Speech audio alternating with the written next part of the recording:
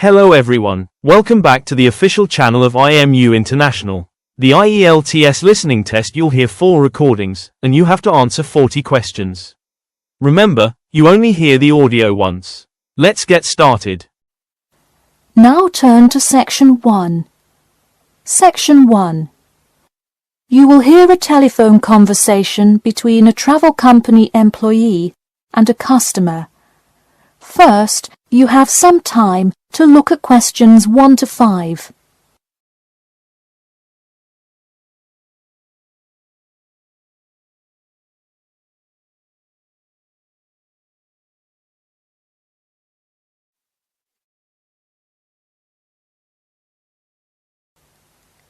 Now we shall begin. You should answer the questions as you listen, because you will not hear the recording a second time. Listen carefully and answer questions 1 to 5. Hello? Hi, good morning. This is Talia from Parrot Bay Travel Agency. Is Robert Goddard there? Yes, speaking. I'm so sorry that I made such an early phone call, and I'm calling to ask a few questions about your most recent vacation. Could I have 5 minutes of your time? Sure thing. Great, thanks. Now, I see here that you visited Melbourne. Was this your first visit to Melbourne? No, I have actually been there twice before. I see. Now, what would you say was your favourite part about Melbourne? Well, I did like seeing the exotic wildlife, and there are great sights to see, but I have to say I was most impressed by the amazing weather. Yeah, the weather there is amazing. Which of the sites listed as part of our official tour did you see? And of those, which was your favourite? First I saw the theatre, which was beautifully designed. It was not nearly as cool as the town hall, though. The building is a huge part of Melbourne's history. Definitely my favourite. I saw the aquarium too, but wasn't too impressed. I see. Yes, people often have great reviews of Town Hall. Now, I would like to ask you about your dining experience. Did you enjoy the food there? Absolutely, I loved it. I'm glad to hear it. Could you tell me a little bit about what you most enjoyed about the food?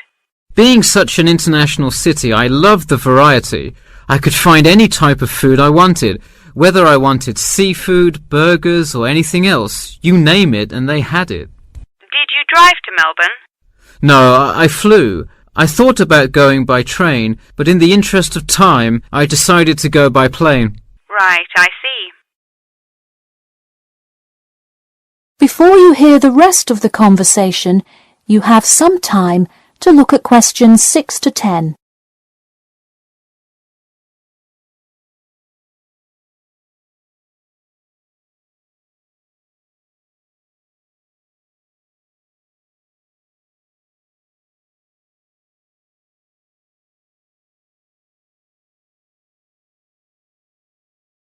Now listen and answer questions 6 to 10.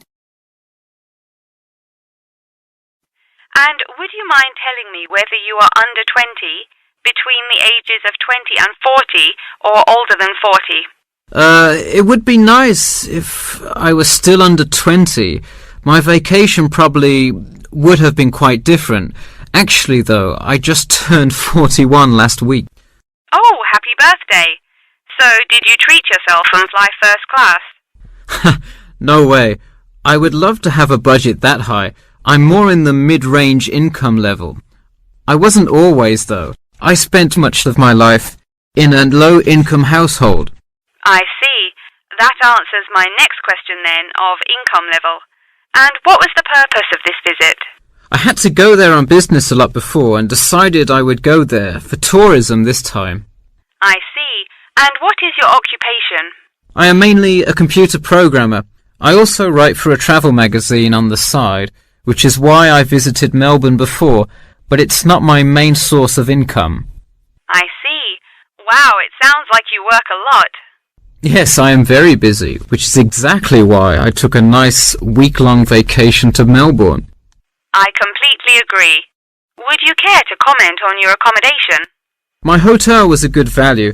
Staying in the city can get really expensive, so it was nice to find such a good price for the location and quality. I'm glad I didn't end up in some cheap motel in the middle of nowhere. I'm glad you didn't either. Well, thank you for taking part in our survey, and I'm glad you enjoyed your vacation. No problem. Take care. That is the end of section 1. You now have half a minute to check your answers.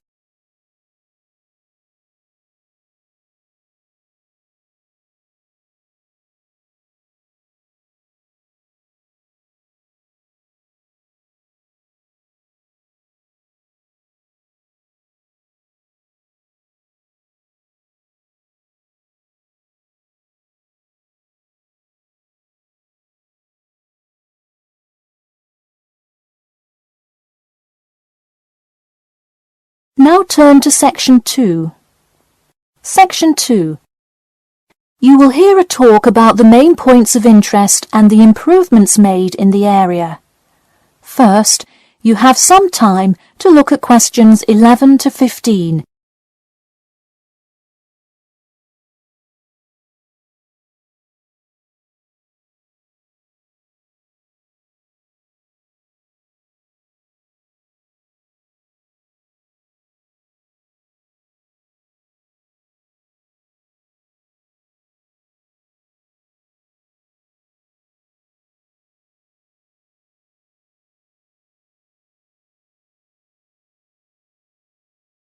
Now listen carefully and answer questions 11 to 15.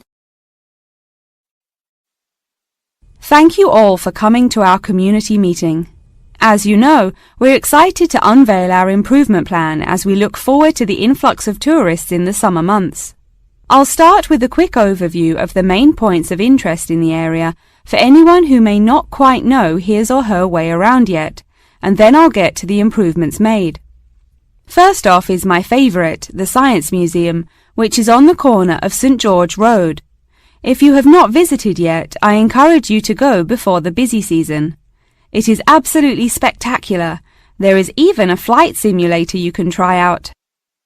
Just west of the Science Museum is the National History Museum. It's a sight not to be missed as well, with each floor devoted to a different era in our nation's history. There are special exhibits for children with interactive games and fun history lessons too. If you're looking for parking, it is available on the intersection of Queen Street and South King Street in the car park. Standard hourly and daily rates do apply. The best place for souvenirs is the shopping mall, though it gets extremely busy during peak times. You can get there from the Tube or the entrance on Timber Road, just south of Cornwall Road. This area has students everywhere, usually from the primary school across the street from the shopping mall. Classes often take field trips and engage in guided tours through the area. So that's the overview of the main sites, and hopefully by now I've given you a general idea of the area. Before you hear the rest of the talk, you have some time to look at questions 16 to 20.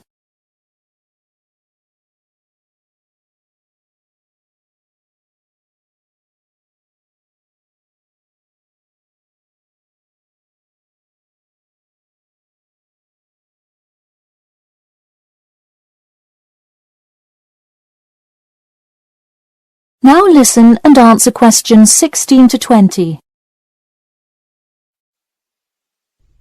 Now I'm going to outline the improvements we have made in our efforts to make the experience even better for each and every one of our visitors. You probably noticed when you first drove into the car park this morning that there is now additional signage to help avoid confusion. The directions were not entirely clear at first, so we have increased the number of one-way signs indicating the correct direction of traffic flow. Not far from there, in line with our mission of giving back to the community, we constructed a brand new playground for the primary school. It is really something to be excited for. The equipment is state-of-the-art and includes swings, a small climbing wall, and even an obstacle course. Now we'll head north and take a look at the Science Museum. In response to our feedback from past visitors to the museum, there is now free information available outlining not only upcoming IMAX showings, but also natural wonders like meteor showers, eclipses, and other cool natural events. The Science Museum isn't the only museum improving the experience of its visitors. The National History Museum has added an entire new wing to its facility to accommodate the large crowds of people gathering to see the Civil War exhibit, Inventions Timeline exhibit, and other wonderful sections of the museum. The increase in space will definitely give a more calm, comfortable experience for visitors. And finally, remember when there was actually a line at the mall entrance from the tube station? It was terrible trying to get anywhere from the tube because foot traffic got so backed up sometimes. We have addressed that by adding another entry point into the mall from the other end of the platform to disperse the crowd. So those are the major improvements we have made. Clearly, having too many people that want to visit and enjoy what our community has to offer the public is a good problem to have, and I am confident that we have made the changes necessary to accommodate the growing interest in the area. As always, we welcome any questions, comments, or concerns about the new improvement plan. In a few minutes, I will open up the floor for questions, but you can also contact me or any other board member by email or through the city website. Thank you for coming, and I now encourage you to stay for the questions and answers panel occurring between now and 10:30. That is the end of section 2. You now have half a minute to check your answers.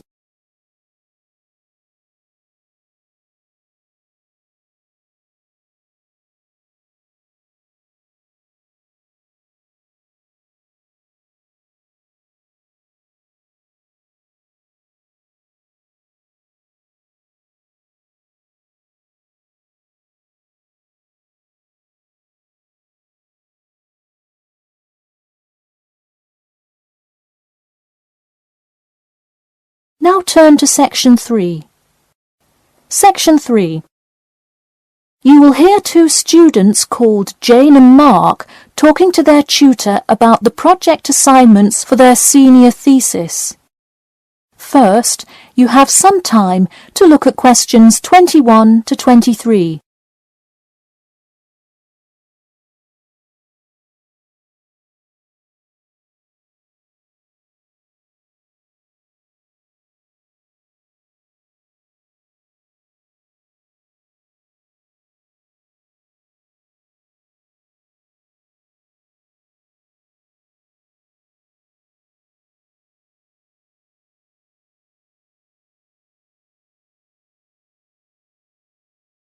Now listen carefully and answer questions 21 to 23.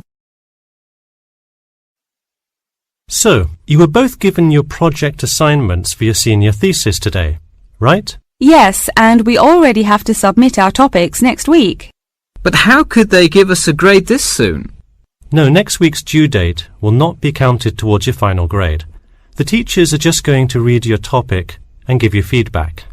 Oh, I see. So first we should come up with our topics, and then what? Well, once you know what you want to study, you need to think about how you'll study it. You need to decide on your research methods. The methods will be the main part of your paper. What about the results section?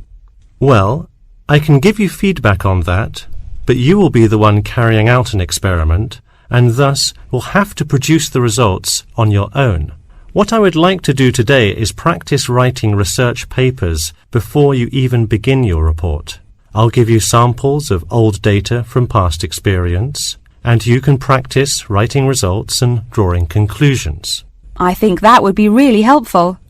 Yeah, it sounds like a lot of extra work, but I'm sure it would make our actual project easier. You're exactly right.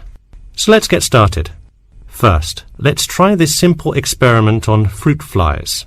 Read the information and then take 25 minutes to summarize a results and conclusion section. That's really important. Pay attention to the time limit. Okay, does it still have to be 6,000 words? No, don't worry about that. What if we get off topic? I wouldn't worry too much. You'll have so much information to write about that it should be easy to stay on topic. Before you hear the rest of the talk, you have some time to look at questions 24 to 30.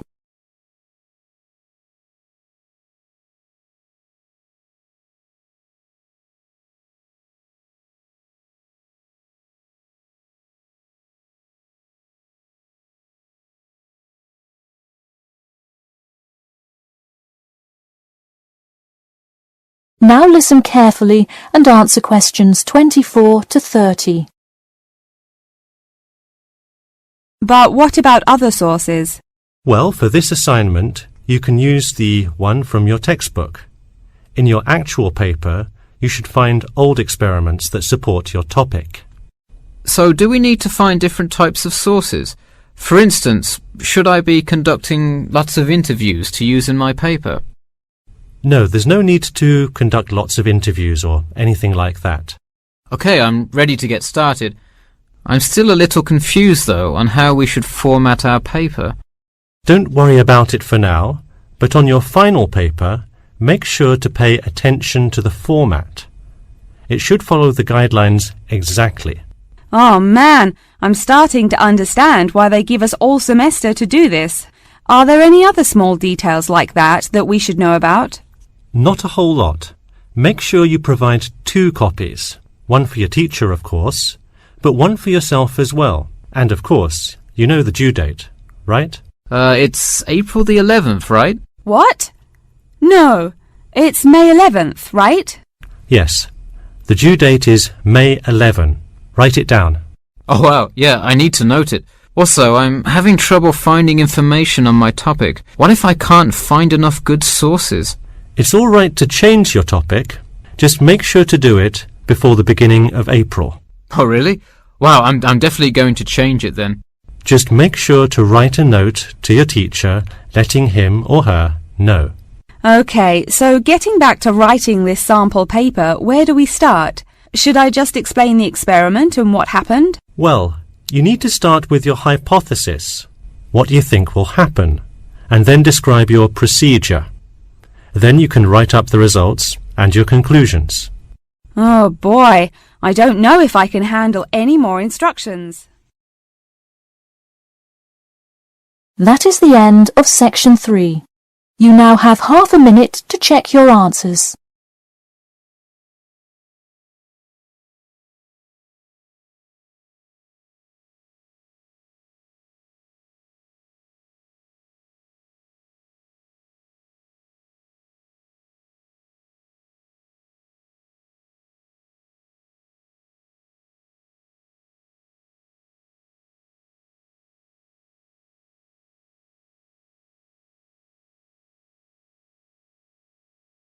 Now turn to section 4. Section 4. You will hear part of a lecture about factors you should consider when creating advertising materials and the effects they can have on your product sales. First, you have some time to look at questions 31 to 40.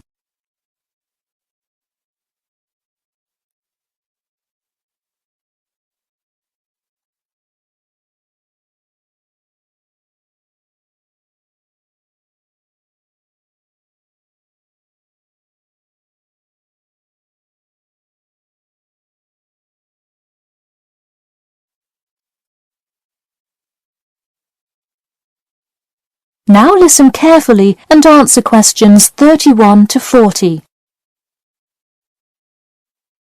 Hello class, and welcome back to Marketing Strategies. This week I will expand upon last week's lecture by talking about factors you should consider when creating advertising materials and the effects they can have on your product sales. Lesson 1. Limit your advertising to the geographic area of your target market. Though you may have a product that people want in a large area, the distance that customers are willing to travel is a significant factor in their choice of where to purchase that product. Take this example. If you're really hungry and decide you want a burrito, would you choose the restaurant that is a block from your apartment, or the one that is just as good or even slightly better, across town? Of course, you'd pick the closer restaurant. Next, there's the method of communication to your target market. How do you decide among radio ads, TV commercials, flyers, or even word of mouth? While we often think of the visual presentation of ads, there's much more to advertising than the look. Studies show that consumers are much more likely to remember advertising slogans, if there's also a sound plate. Did you know that your sense of smell is closely linked with memory? Think about Mandy's candy store up the road. Every time you walk past it, you can just smell the chocolate, right? I bet you can almost smell it now. Just mentioning the name brings about the smell memory and, in turn, a chocolate craving. What better way to sell chocolate bars? Obviously, sometimes appealing to the senses isn't the most practical way to advertise. For example, it's a good idea to come up with a marketing strategy that adapts to the product, especially digital products. The flexibility of this kind of products is extremely important, so it's very common for advertisers to form one single layout for all of their ads, the visual, the medium, even the majority of the content, and simply update the ad each time they come out with a new version.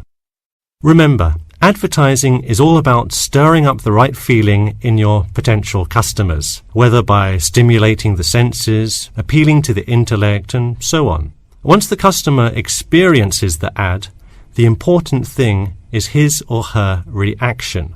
Someone could love the ad you made, but unless he or she considers buying the product, you've failed to get the reaction you were looking for.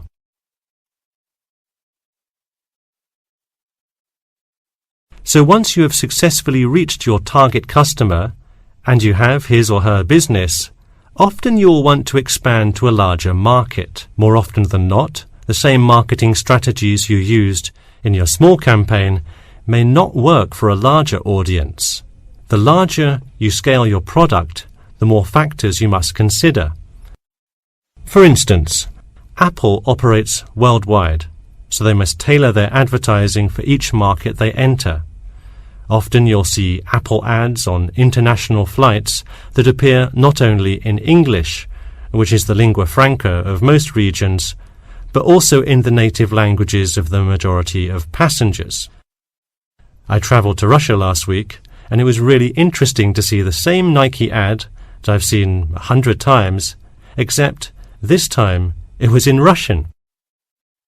Okay, going back to the medium of the advertisement, even after choosing to create print ads instead of radio announcements, television commercials, etc., there is more to consider. If you print your ad in a newspaper, it will be read by a far different audience than if you print your ad in a popular magazine.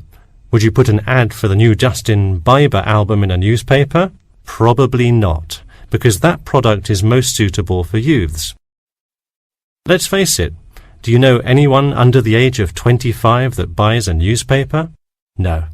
Now let's try a few strategy exercises. Imagine you're a company that is aiming to improve the environment by making products that reduce human waste. How would you advertise your product? Clearly it would send the wrong message if you put up flyers or other materials that cause lots of waste paper. Consider instead putting commercials on the Health Channel or buying ad space on websites like UNESCO.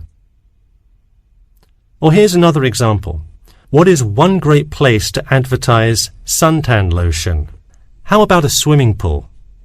It has the exact group of people that need the product.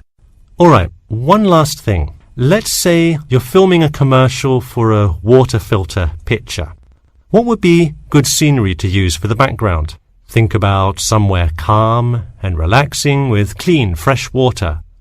Can't you see how much more effective a commercial with the beautiful scenery and flowing rivers of a national park would be than, say, water dripping from a tap? So to wrap things up today, think about the geography of your target market, the type of marketing material you should use, and the most effective way to appeal to the customer in order to make a successful ad campaign. That is all I have for you today. Make sure to read through Chapter 8 for Monday if you have not done so already. Okay, now I'd be happy to answer any questions you may have. That is the end of section 4. You now have half a minute to check your answers. That concludes today's IELTS listening mock test. How did you perform? Compare your answers with the key provided to see your estimated band score. If you're ready to take your preparation to the next level, join us at IMU International. From intensive IELTS workshops to free student visa consultancy, we provide the expert guidance you need to succeed in 2026. Visit our centers in Navsari or Billamora to start your journey today. Don't forget to like this video and subscribe for more professional training from IMU International. Good luck with your studies, and we'll see you in the next session.